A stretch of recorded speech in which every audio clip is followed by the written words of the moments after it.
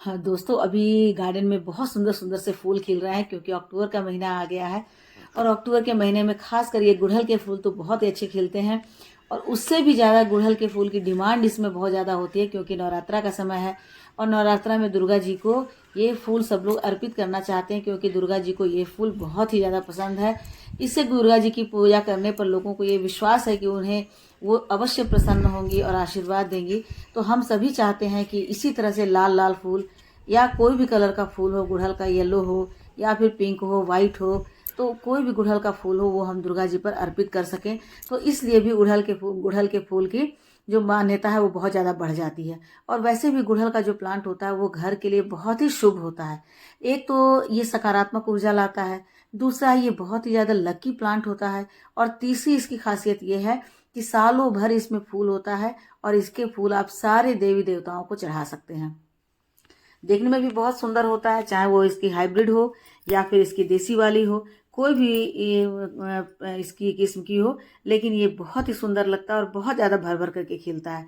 तो आज का मेरा टॉपिक ये है दोस्तों, और टॉपिक इसलिए मैंने लिया है क्योंकि मेरे एक व्यूअर ने कहा कि उनके गुड़हल के प्लांट पर फ्लावर नहीं आ रहे हैं। उन्होंने बहुत कोशिश की, रिपोर्टिंग कर दी, उसमें फर्टिलाइज़र डाल दिया, मिट्टी बदल दी, इसके बाद भी उनके पास जो गुड़हल का पौधा है उसमें बस इक्का दुक्का फ्लावर ही आ रहे हैं, एक दो में, और बाकी में तो फ्लावर नहीं आ रहे हैं। तो आज की वीडियो बहुत अहम होने वाली है। जिनके प्लांट पर भी ये प्रॉब्लम है कि कलियां नहीं बन रही है, फ्लावर नहीं खिल रहे हैं, या पत्ते पीले हो गए हैं, या फिर कलियां तो बनती है लेकिन खिलने से पहले गिर जाती हैं, तो ये वीडियो आप लोग बहुत ध्यान से देखिएगा दोस्तों। इसमें मैं 4 ट्रिक्स बतलाऊंगी और वो चारों काफ़ी कारगर होते हैं। और देखिए मेरे प्लांट पर कितने भर भर कर फ्लावर आ रहे हैं, और सिर्फ अभी ही नहीं, ये सालों भर खिलते रहते हैं। मेरे पास भी हिबिस्कस के कई सारे प्लांट हैं, हाइब्रिड भी हैं, देसी भी, और सभी में कलियां भरी रहती है। तो जो मैं काम करती हूँ वही काम आप लोगों को ही बतला रही हूँ। तो देखिए, सबसे पहला तो आपको अपने हिबिस्कस में यदि फ्लावर लेना है तो इससे ये क्या होता है, सन लविंग प्लांट होता है।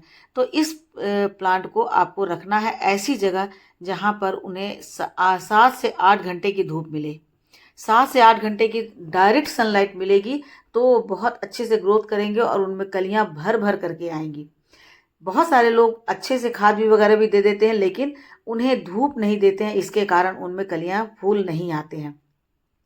दूसरा इसका टिप्स ये हो गया दोस्तों कि इसकी गुड़ाई करना बहुत ज़रूरी है। यदि आप इसके प्लांट की गुड़ाई नहीं करते हर 15 दिन पर तो इसकी ग्रोथ रुक जाती है और पत्ते तो होंगे लेकिन उसमें फ्लावर नहीं आएंगे। तो इस गुड़हल के प्लांट से फ्लावर लेने के लिए आपको इसके हर 15 दिन पर गुड़ाई करनी है, क्योंकि गुड़ाई करने से क्या होता है कि नीचे की मिट्टी ऊपर आती है, ऊपर की मिट्टी नीचे जाती है। तो मिट्टी जो रोटेट होती रहती है तो उससे क्या होता है कि जितने भी अंदर में कीड़े हैं, फंगस हैं, जो उसमें बहुत ज़्यादा मॉइस्चर के कारण वहाँ फंगस बन रहे हैं, तो वो सारा कुछ ख़त्म हो जाता है और मिट्टी बहुत ही हेल्दी हो जाती है। जब मिट्टी अच्छी होगी तभी जड़ें अच्छी बनेगी, तभी पत्ते अच्छे होंगे और तभी हमारा प्लांट अच्छा होगा। तो इसीलिए, और ये भी ध्यान देना है कि जब भी इस पर सूखे फूल हो या पीले पत्ते हो तो उसे आपको तोड़ देना है, क्योंकि ये क्या करते हैं कि ये प्लांट के न्यूट्रिशन को लेते रहते हैं। इसलिए प्लांट को आपको फ्रेश रखना है। ये 2 ट्रिक तो हो गए। अब तीसरा ट्रिक्स क्या है कि अब बात आती है कि यदि हमें प्लांट पर फ्लावर लेना है तो हमें इसमें फर्टिलाइज़र डालना होगा। अब कौन सा फर्टिलाइज़र डालना है, तो बहुत सारे फर्टिलाइज़र होते हैं, जैसे एनपीके में वर्मी कंपोस्ट है या गोबर की खाद है। लेकिन आपको ये ध्यान रखना होगा कि हमें इसमें कौन सा फर्टिलाइज़र डालना है जिसके कारण इसमें भर भर करके कलियाँ आए। तो सबसे पहले बात तो मैं बता दूं कि ये जो प्लांट है ये बहुत हेवी फीडर प्लांट होता है, यानी इसमें बहुत सारी कलियां आती रहती है एक साथ। इसमें 10, 12, 15 और कभी कभी तो 20, 25 कलियां तक आ जाती हैं।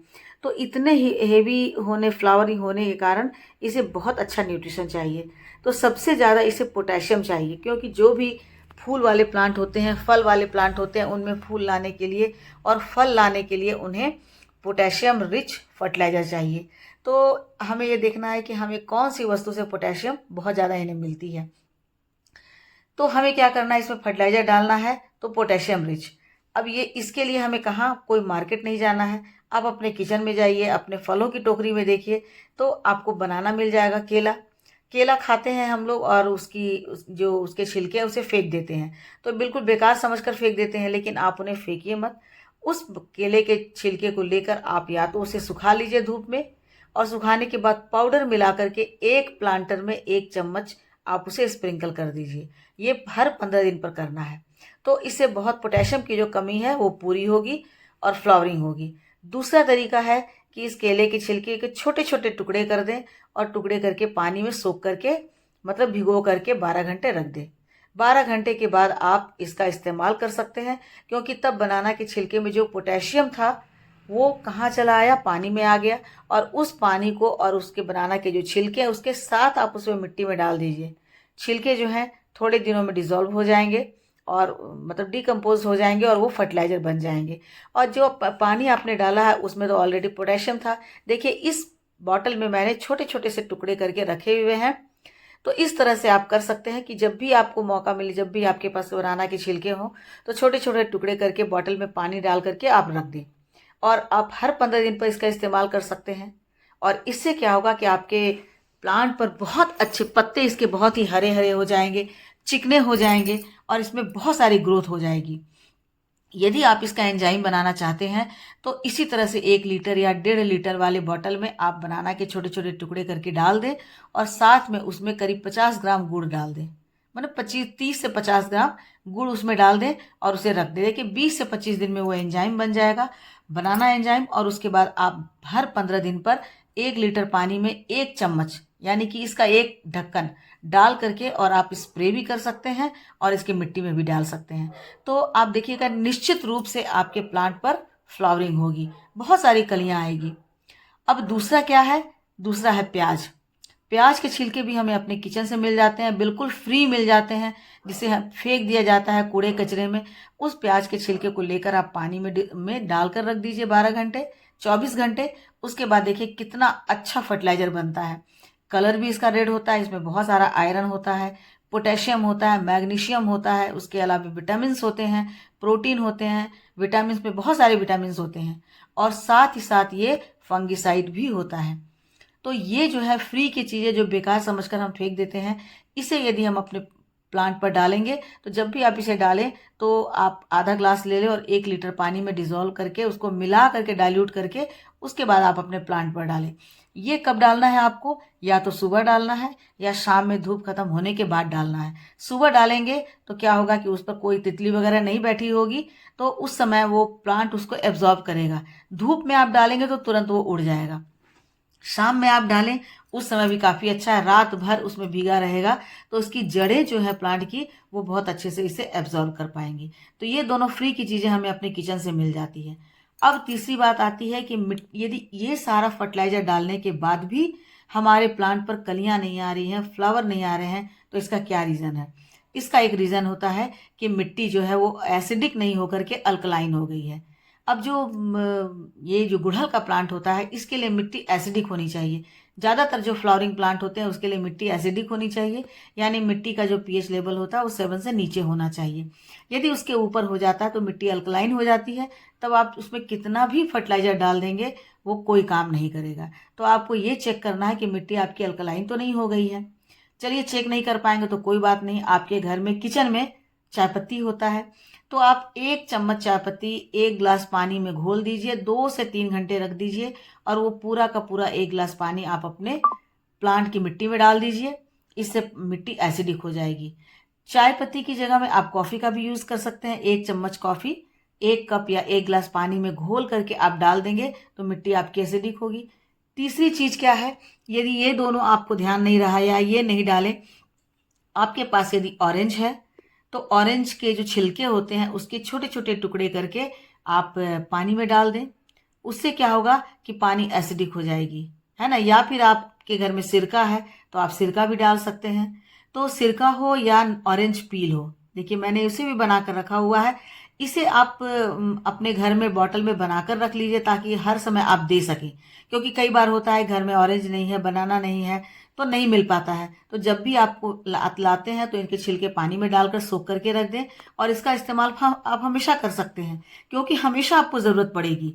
जब जब आपको लगेगा कि आपके प्लांट पर कलियां कम आ रही हैं और इसके पत्ते मरे मरे से लग रहे हैं, तो आप इसे पानी में 1 चम्मच 2 चम्मच या आधा कप 1 लीटर पानी में डिज़ोल्व करके उसके बाद प्लांट की मिट्टी में डाल दीजिए। देखिए आपका प्लांट कितना हरा भरा हो जाएगा और कितनी सारी कलियां आ जाएंगी।